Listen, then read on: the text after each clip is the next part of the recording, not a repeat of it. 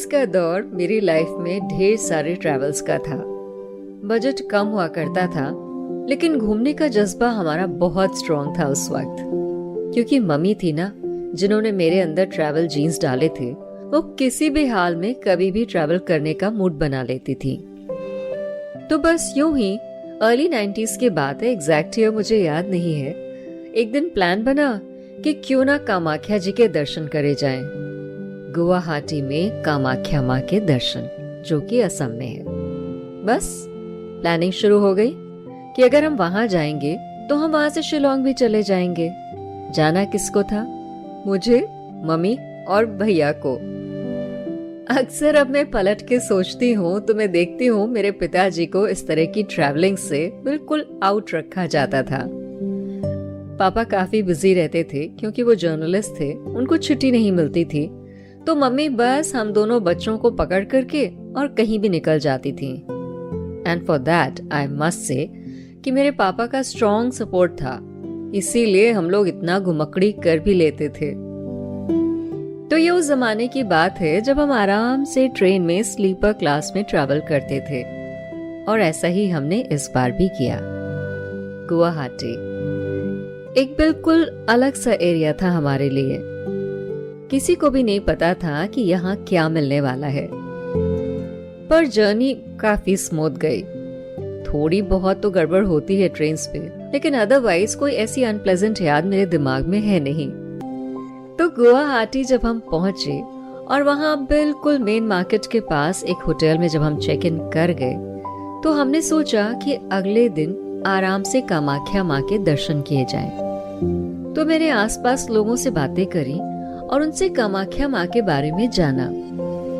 देखिए, हिंदुओं में तो कामाख्या माँ का बहुत महत्व है, क्योंकि यहाँ एक शक्तिपीठ है। नीलांचल हिल्स पे बसा कामाख्या 8वीं से 9वीं शताब्दी के बीच कामरूप राजाओं ने इसे बनवाया था। मेनली इसमें तांत्रिक साधनाएं होती थीं, जहाँ पे सैक्रिफाइसेस, सॉर्सरी, ये सब कुछ हुआ करता था। फिर हुसैन शाह के इन्वेजन के बाद इसे डिस्ट्रॉय कर दिया गया और ये कई साल तक पनप नहीं पाया। सन 1500 के आसपास कोच डायनेस्टी के रूलर विश्व सिंह ने इसे फिर से रिकंस्ट्रक्ट कराया, और तब से आज तक इस मंदिर की गरिमा बरकरार है। कामाख्या माँ की जो वाइब्स हैं वो बहुत स्ट्रॉन्ग है। देखिए, मंदिर का स्ट्रक्चर तो बिल्कुल अलग स्टाइल का है, जैसे कि नॉर्थ ईस्ट के मंदिरों का होता है। बहुत ज्यादा स्कल्पचर्स नहीं बने हुए, उस पे कार्विंग्स नहीं है, एनग्रेविंग्स नहीं है, लेकिन हाँ, एक डोम शेप्ड मंदिर जो वहाँ के होते हैं बिल्कुल वैसा ही है। न बहुत बड़ा न बहुत छोटा, ब्रह्मपुत्र के किनारे बना हुआ कामाख्या माँ का मंदिर। तो तकरीबन सुबह के 11-12 बजे का टाइम होगा जब हम कामाख्या माँ के दर्शन करने के लिए मंदिर पहुंचे। देखिए, मैंने पर्सनली महसूस किया है कि मंदिरों में भी काफी वाइब्स में फर्क होता है। जैसे जब मैं कृष्ण जी के मंदिर जाती हूँ तो एक बहुत ही चीयरफुल वाइब होती है। जब मैं शिव जी के मंदिर जाती हूँ तो एक बहुत ही पावरफुल साइलेंट वाइब होती है। लेकिन मैंने देखा है, जब जब मैं किसी देवी माँ के मंदिर में जाती हूँ तो वहाँ की जो वाइब्स होती हैं वो बहुत ही हार्ड हिटिंग वाइब्स होती हैं। शायद इसीलिए इन्हें शक्तिपीठ कहा जाता होगा। तो बिल्कुल ऐसा ही मुझे कामाख्या माँ में भी महसूस हुआ। आप जैसे ही मेन गेट से एंटर करते हैं, थोड़ी दूर चलने पर आपको सामने ही एक एलिवेटेड एरिया दिखाई पड़ता है, जिस पर चढ़कर आप मेन मंदिर में जा सकते हैं। मंदिर के चारों ओर जब आप परिक्रमा करेंगे तो आपको हर जगह पे लाल रंग काफी नजर आता है। कई बार ये सिंदूर का लाल रंग होता है और कई बार ये सैक्रिफाइसेस का भी होता है। आज तक शायद यहाँ पे सैक्रिफाइस होते हैं, क्योंकि मैं जब 90s में गई थी तो सुबह सुबह वहां पर सैक्रिफाइस हुआ था और उसी वजह से पूरी जमीन लाल हो गई थी। देखिए, सैक्रिफाइस की ये पद्धति मुझे समझ में नहीं आती है, इसीलिए जहाँ जहाँ पे सैक्रिफाइस होता है वहाँ पे मुझे एक अजीब सा डर भी लगता है। और वैसा ही एक डर मैंने कामाख्या माँ में भी महसूस किया। मंदिर में बैठ के आपको अच्छा भी लगता है, जहाँ पे हम थोड़ी देर बैठे भी, और फिर दर्शन करके परिक्रमा करके हम सीधे ब्रह्मपुत्र नदी के किनारे आ गए।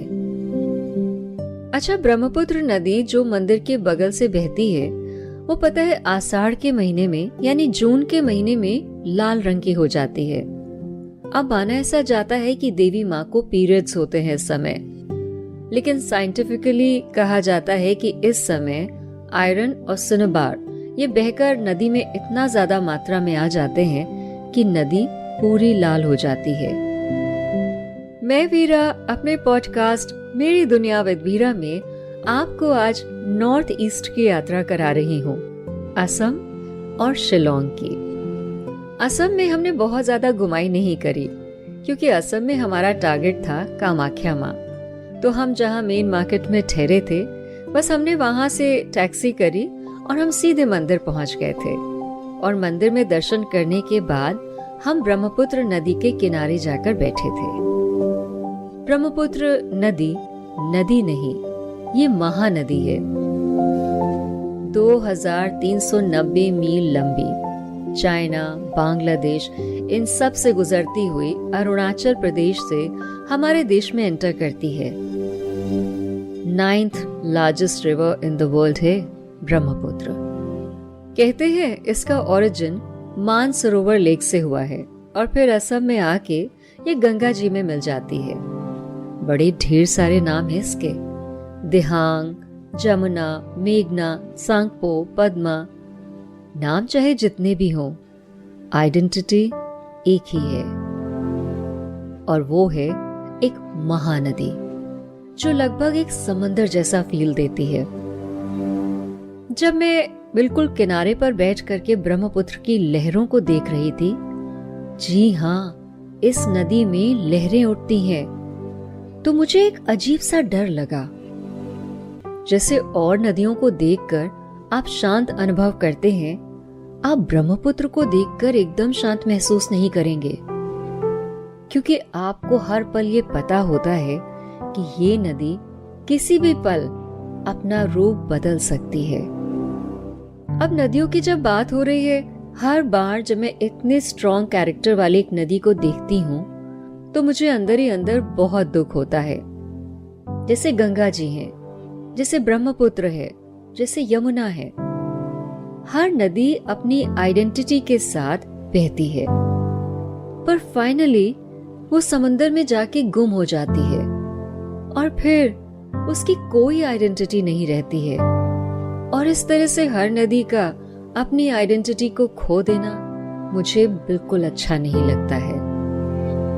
तो ब्रह्मपुत्र के किनारे जब मैं बैठी और मैंने थोड़ी देर तक उस नदी को देखा, और जब मुझे ज्यादा देर तक देखने के बाद डर महसूस हुआ, तो मैं, मेरी माँ और मेरा भाई, हम तीनों फटाफट अपने होटल में वापस आ गए, क्योंकि अगले दिन हमारा सारा फोकस शिलोंग पहुंचने पे था। नॉर्थ ईस्ट का एक वंडरफुल हिल स्टेशन, मेघालय की कैपिटल शिलोंग, गुवाहाटी से मात्र 100 किलोमीटर दूर। इसे स्कॉटलैंड ऑफ ईस्ट भी कहा जाता है। शिलोंग को ब्रिटिशर्स ने बसाया था। तो अगले दिन हम बस में सवार होकर के, लोकल बस में सवार होकर के आराम से खटर खटर करते हुए, पहाड़ों के चक्कर लगाते हुए, ढेर सारी हरियाली देखते हुए और ढेर सारे छोटे छोटे वाटरफॉल्स का नजारा लेते हुए जब आगे बढ़ रहे थे, तो हमें सबसे पहले उमियम लेक मिली। ये लेक मैनमेड लेक है और बहुत ही खूबसूरत भी है। खासी और जैंतिया हिल्स पे बसा हुआ है शिलोंग। अच्छा, पता है नॉर्थ ईस्ट के ये जो हिल स्टेशंस हैं, ये सब बहुत ग्रीन है और इनके जो रोड्स हैं वो भी बहुत खूबसूरत हैं। काफी अच्छी कंडीशंस में है वहाँ के रोड्स। तो हमें बस से सफर करने में जरा भी प्रॉब्लम नहीं हुई और ना ही हमें जरा भी गर्मी का एहसास हुआ। हम बहुत आराम से मेन बाजार में पहुंच गए और अब बारी आई बाहर निकल के मेन मार्केट को घूमने की। पर ये क्या, जैसे हम बाहर निकले हमें शिलोंग में इनन्यूमरेबल स्टॉल्स दिखे। किस चीज के? मीट के। और हम ठहरे टोटल वेजिटेरियन, तो हर दुकान का नजारा थोड़ा सा हमें झटका देने वाला था। और एक पल के लिए हम सोचने को मजबूर हो गए कि भाई ये लंच और डिनर हम करेंगे तो कहाँ करेंगे। वैसे अगर आप नॉन वेजिटेरियन हैं तो आपको यहाँ पे काफी अच्छा लगने वाला है, क्योंकि यहाँ पे मेन फूड पोर्क होता है। हमने मार्केट में आराम से हाथ में हाथ डाल करके चक्कर लगाए, बहुत सारी चीजें देखी, पर जिस जगह ने हमें सबसे पहले अट्रैक्ट किया वो था कैथेड्रल ऑफ मैरी। बिल्कुल सामने सफेद रंग का खूबसूरत सा कैथेड्रल और हरियाली से घिरा हुआ। हम थोड़ी देर के लिए अंदर गए, हमने कैंडल लाइट करी और फिर हम बाहर आ गए और वापस इधर उधर थोड़ा बहुत घूमने के बाद, चाय की दुकान ढूंढने के बाद हम वापस अपने होटल में आ गए। क्योंकि अफसोस, जैसा हम सोच रहे थे कि हमको यहाँ पे ढेर सारे चाय के स्टॉल्स मिलेंगे, उतने हमें मिले नहीं। हाँ, एक दो जगह पे हमें दिखाई पड़े, पर उतनी ज्यादा यहाँ पे वैरायटी थी नहीं। तो खाने पीने के मामले में शिलोंग में पहली रात जो हमने गुजारी वो कुछ ज्यादा एक्साइटिंग नहीं थी। पर अगले दिन जब हम शेयर टैक्सी करके शिलोंग के आसपास का एरिया घूमने निकले, तब हमें जम के मजा आ गया। तो मैं आपको बताती हूँ कि हम कहाँ कहाँ गए। हम शिलोंग पीक देखने गए, जो कि 10 किलोमीटर की दूरी पे है और यहाँ से पूरे शिलोंग का आप नजारा देख सकते हैं। भाई बहुत अच्छा लगता है यहाँ से। और फिर हमारा टूर शुरू हुआ फॉल्स देखने का। Sweet falls, spread eagle falls, crinoline falls, elephant falls. अरे भाई मैं तो नाम ही भूल गई, पर फिर भी एक के बाद एक हम फॉल्स देखते चले गए। और करीब 4 बजे के टाइम हम पहुंचे का फनॉन पार्क में, जिसके बगल में ही एक मिनी जू भी है। पार्क में थोड़ी देर घूमने के बाद जब हम जू की ओर मुड़े, तो जैसे ही मैं स्टेज पे चढ़ रही थी, एक शख्स मेरे पास आए और उन्होंने मेरी शक्ल को देख के कहा, क्या आप लखनऊ से हैं? यकीन मानिए, इतने डिस्टेंस पे अगर कोई आपको लखनऊ वाला कहता है, वो भी नॉर्थ ईस्ट में, तो दिल ना बिल्कुल बल्लियों पे उछलने लगता है। पता चला कि वो शख्स जिनका मैं अब नाम भूल गई हूँ, वो भी लखनऊ के ही थे। पता नहीं उन्होंने कैसे पहचाना। हालांकि उन्होंने कहा, आपकी बोली सुनकर के मैं पहचान गया कि आप लखनऊ के ही हैं। और फिर पूरा जू हमने साथ साथ घूमा। काफी अच्छा लगा उनसे मिल करके। पर उनको उसी दिन निकल जाना था और हमें एक दिन और रुकना था शिलोंग में। तो हमने ढेर सारे फॉल्स का नजारा लिया। हर जगह थोड़ी थोड़ी देर रुकने के बाद हम 6 बजे के आसपास वापस मेजर हब पुलिस बाजार, जहां हम रुके हुए थे, वहां आ गए। भाई शिलोंग की नाइट लाइफ भी बहुत अच्छी है। ये हिल स्टेशन जैसा तो लगता ही नहीं है, ये पूरा एक शहर है। और अच्छी बात ये है कि ये हाइट पे है, तो ये ठंडा भी रहता है। मेन बाजार में खूबसूरत सा पोस्ट ऑफिस है। चर्च तो मैं आपको बता ही चुकी हूँ। रास्ते में जब आप चलते हैं तो आपको बहुत ही सुंदर सुंदर घर भी मिलते हैं, और हर घर पे आपको बहुत ही फ्रिली पर्दे भी लटकते हुए मिलते हैं। एंड स्पेशली घर की छतों पे जो चादर पड़ी होती है वो ग्रीन कलर की होती है। ये एक मैंने कॉमन फीचर वहां पे नोटिस किया। शिलोंग एक्चुअली काफी सिविलाइज्ड, काफी एडवांस्ड और काफी इंटरेस्टिंग है। 90s में जब मैं वहां गई थी तो मुझे एक मेट्रो सिटी जैसी फील आई थी। अब तो पता नहीं ये कितना चेंज हो चुका होगा, पर जितना भी चेंज हुआ हो, इसकी खूबसूरती आई एम श्योर अभी भी बरकरार होगी। शिलोंग में तीसरा दिन हमने आराम करके गुजारा और हमने सोचा कि क्यों ना लोकल रेस्टोरेंट्स हम तलाशें जहाँ पे अच्छा वेजिटेरियन खाना मिले। तो हमारा पूरा टाइम अच्छा रेस्टोरेंट ढूंढने में ही अगले दिन बीत गया और हम अपनी इस खोज में सक्सेसफुल भी हुए। बाजार में थोड़ी दूर चलने के बाद जब हम एक गली की ओर मुड़े तो हमको एक ढाबा दिखाई पड़ा और उसमें हमें ताजे ताजे पराठे बनते हुए नजर आए। देखिए, आप जब भी कभी ट्रैवल करते हैं और आप बहुत ही फैंसी होटल्स में रहते हैं, फैंसी रेस्टोरेंट में खाते हैं, फाइन टैक्सीज इधर से उधर आप लेते हैं, तो जो उस जगह की सोल होती है ना, वो आप एक्सपीरियंस नहीं कर पाते हैं। तो हम जब पैदल चल करके शिलोंग को एक्सप्लोर कर रहे थे तो हमने देखा कि भाई हमारे यहाँ की तरह यहाँ भी गलियां हैं और गलियों में छोटी छोटी दुकानें भी हैं। और वैसे तो ये शहर बहुत साफ है, काफी नीट एंड क्लीन है, लॉ एंड ऑर्डर भी बहुत अच्छा है, लोग बहुत वेल ड्रेस्ड रहते हैं, लेकिन जब आप गलियों में जाते हैं तो आपको वही नजारा मिलता है जो आपको लखनऊ की गलियों में मिलता है। थोड़ी बहुत गंदगी मिली जाती है यहाँ पे भी, बट एनीवे, हमको तो वो ढाबा मिला जहाँ पे ताजे ताजे पराठे बन रहे थे। पता चला कि प्योर वेजिटेरियन रेस्टोरेंट है। दौड़ के पहुंच गए हम तो उस रेस्टोरेंट में और फटाफट हमने ऑर्डर दे दिया अपना। उसके बाद जो आत्मा को तृप्ति मिली ना, तब जाकर के दिमाग जो था वो सही हुआ। तो मैंने और मम्मी ने एक दूसरे को बहुत ही प्यार से देखा और हमने कहा फाइनली हम वेजिटेरियंस को कोई तो ठिकाना मिल गया।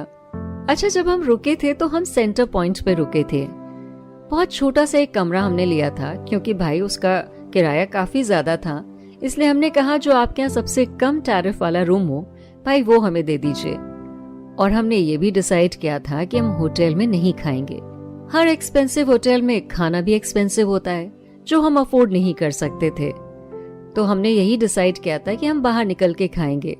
और जैसा मैंने आपको बताया कि यहाँ पर मेनली लोग नॉन वेजिटेरियन है, तो हम वेजिटेरियंस को काफी मुश्किल हुई थी।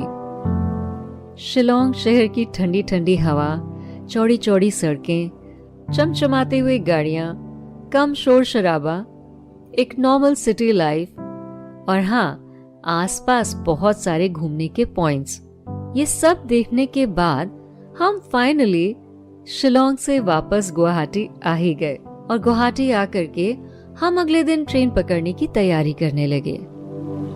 जब मैं वापस गुवाहाटी लौट करके आई तो मेरे दिमाग में सिर्फ एक ही बात चल रही थी कि मैं इस वक्त असम में हूँ और असम से ही लगा हुआ बंगाल है। असमीज और बंगाली कल्चर काफी कुछ मिलता जुलता है, पर पता नहीं क्यों वहाँ पर बैठ करके मुझे बंगाली कल्चर बहुत याद आ रहा था। आप देखिए ना, 18वीं से 20वीं शताब्दी के बीच हमें न जाने कितनी पर्सनालिटीज मिली बंगाल से। राजा राम मोहन रॉय, रविंद्रनाथ टैगोर, ईश्वर चंद्र विद्यासागर, सत्येंद्र नाथ बोस, जगदीश चंद्र बोस, काजी नसरुल इस्लाम, बंकिम चंद्र चैटर्जी, सत्यजीत रे, स्वामी विवेकानंद, रामकृष्ण। ब्लेस्ड लैंड है बंगाल, इजंट इट? यहीं से Shri Aurobindo, Paramahansa Yogananda, Begum Rokeya, I mean social reform हो, लिटरेचर हो, आर्ट हो, कल्चर हो, साइंस हो, रिलीजन हो या स्पिरिचुअलिज्म हो, बंगाल की धरती पे आपको सब कुछ मिल जाएगा। तो मैंने अपने आप को प्रॉमिस किया कि गुवाहाटी और शिलोंग तो हो गया, लेकिन बंगाल की धरती पर भी कदम रख के देखना है कि बंगाल की मिट्टी कैसी है, बंगाल की हवा कैसी है। पर वो कभी और। आज तो बस शिलोंग की छोटी सी यात्रा आपको मैंने करवा दी और कामाख्या देवी की। तो मैं चलूं, लेकिन आप मेरे पॉडकास्ट मेरी दुनिया विद वीरा को जरूर सुनते रहिए। और अगर पसंद आए औरों के साथ शेयर भी करिए, मुझे फॉलो करिए और कमेंट भी आप डाल सकते हैं, ताकि मुझे भी तो पता लगे कि आपको कैसा लगा ये पॉडकास्ट। तो अगली बार एक और यात्रा में आपको ले चलूंगी मैं अपने साथ। कहाँ चलेंगे ये मैं आपको अगली बार ही बताऊंगी। तब तक के लिए अपना ख्याल रखिए।